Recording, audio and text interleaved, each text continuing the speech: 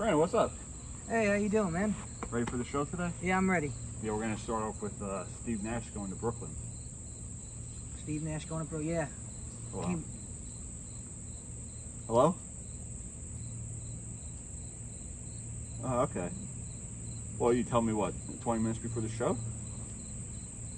Alright, I understand. Andrew's resigning from the show. No way. Yeah. Oh, man. I don't know why, but he just told me he's resigning. Sorry to hear that. We gotta find a new co-host. So what were you saying about Steve Nash? Came out of like nowhere. No one even mentioned Steve Nash. Yeah, he wasn't even a contender. Yeah. You know, I was thinking maybe Greg Popovich. I mean, my friend Jeffrey Burns said Greg Popovich. Even you could say Ty Lue. There were guys out there, but I guess they decided to go with Steve Nash. All right, we'll talk more about it on the show. I'll see you in like 10 minutes. Yeah. Andrew, man. Crazy, right? I know. Lets you know last minute. I'm Doug Serraro. I talk sports, politics, and faith. This is the Doug Serraro Show.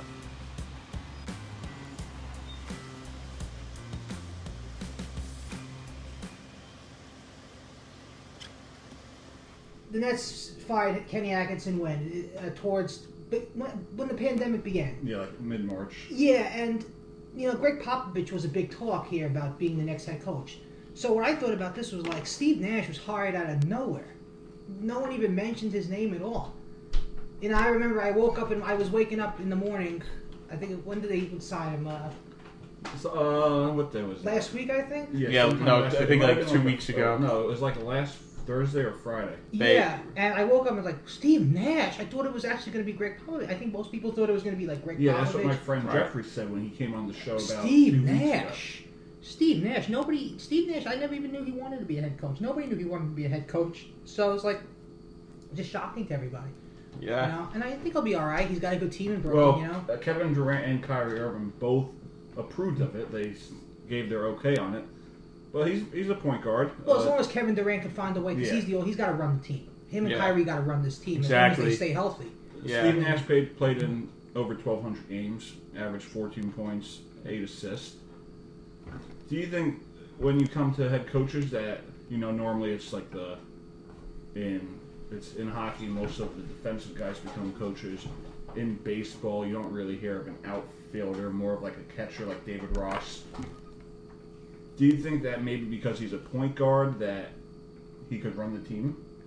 He probably could. Yeah. I mean, point guards are basically like that main factor of an entire basketball team, and they're like one of the best players on the team normally. Ty Lue was a guard.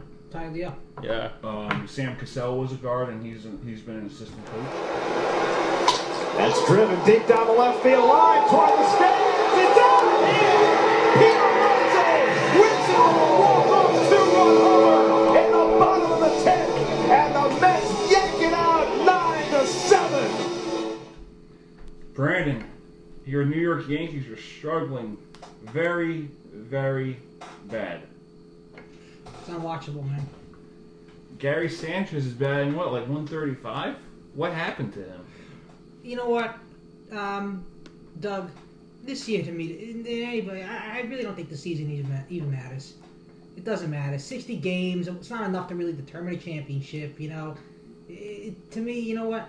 They're gonna struggle, and it's not really gonna matter because next year hopefully we'll be back to normal, and they'll get a full 162 game season, and there'll be more of a chance for them to have these slumps than get into a good rhythm. Because 60 games, you don't have enough time to really go from a streak to a slump to a streak. You got to do it. You got to. Oh yeah, 162. It's completely different. Yeah. ballgame. So you know what?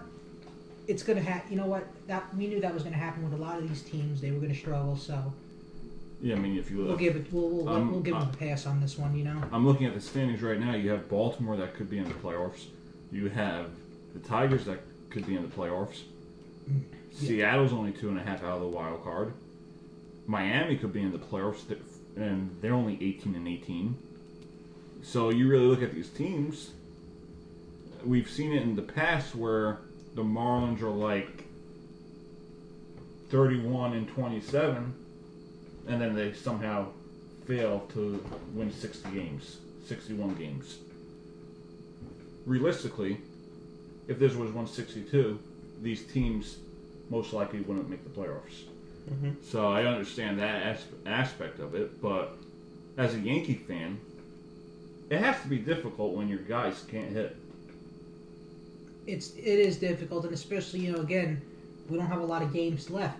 So we would have if we want to make the playoffs, because we're on the brink of not even making the playoffs. We're going to drop that spot that the Toronto's going to end up taking over the spot the Yankees would.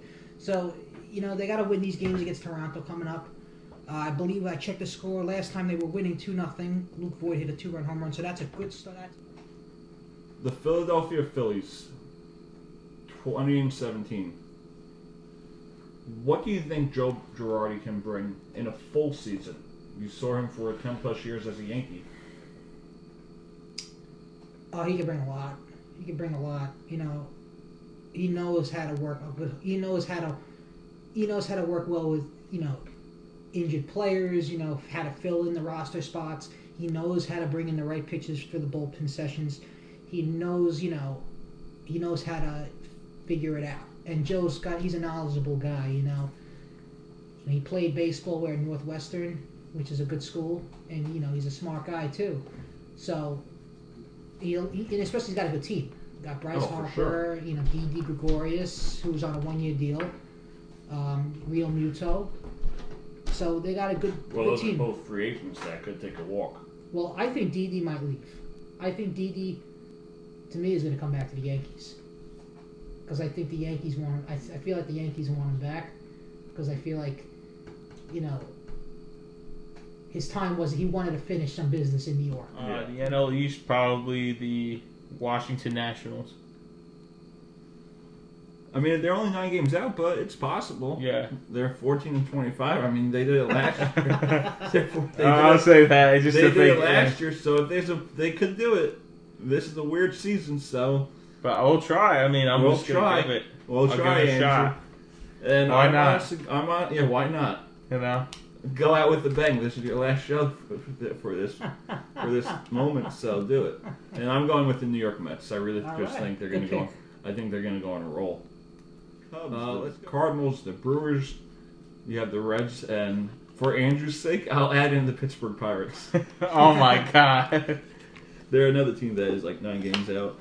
Yeah. NFC East. Eagles. The Philadelphia Eagles? Yes, sir. You really like what Carson Wentz can do? Yes, I do. All right, Brandon. Time for the NFC North. I'm going with the Minnesota Vikings. Who do you have winning? Minnesota Vikings as well. Minnesota Vikings? I'm going to go with the Chicago Bears. The Chicago Bears? Really? Yeah. Is it because Nick Foles is going to take over? I thought so. Yeah. I thought so. All right, time for the NFC South. I got the New Orleans Saints. Okay. I'm going to go with Buccaneers NFC? Yeah, Tampa Bay. Tampa Bay. You got Tampa Bay? Going Tampa Bay. Andrew, who do you have? The NFC South, it would have to be Tampa Bay as well. Tampa Bay Buccaneers. Yes, sir. And my NFC West, I have the San Francisco 49ers. Andrew, who do you have? Seattle. You have the Seattle Seahawks. Brandon and I are going to miss you. I know.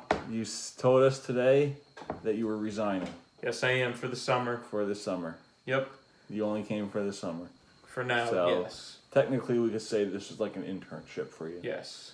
So it's been a pleasure, Andrew. Thank you. Thank you. All right. Let's give you a round of applause. Maddie, Andrew, always a pleasure, man. Thanks for Thank joining you. the show. Thanks. Thank you.